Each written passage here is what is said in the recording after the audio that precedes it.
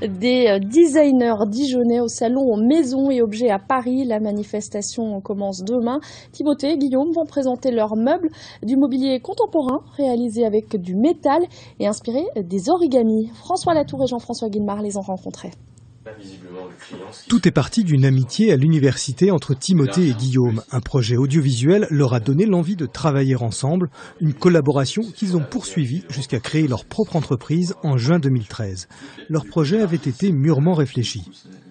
On savait qu'on n'allait pas être rentable forcément dès le début, ou du moins pas pouvoir se rémunérer. Donc notre business plan étudié sur 3 ans, planifié sur 3 ans.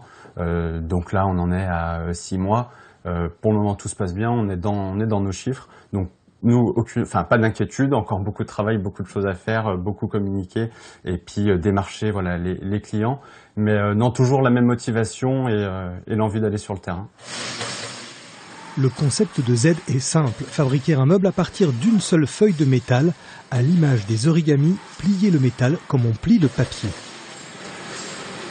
Le challenge était de venir travailler une tôle entre 1 mm et 6 mm d'épais. On a des contraintes du coup de fabrication, de flexibilité à cause de cette fine épaisseur. En revanche, grâce aux différents plis réalisés successifs dans une même feuille de métal, nous arrivons en réalité à la rigidifier.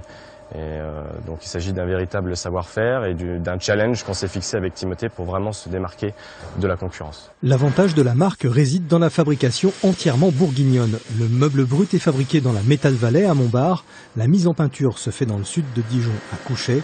Le 100% Made in France est une valeur recherchée par les clients, un argument commercial que les vendeurs n'hésitent pas à mettre en avant. On a des produits qui peuvent s'adapter aussi bien en intérieur qu'en extérieur parce que s'il n'y a pas de phénomène de rouille sur le produit, etc., on est vraiment sur un produit traité.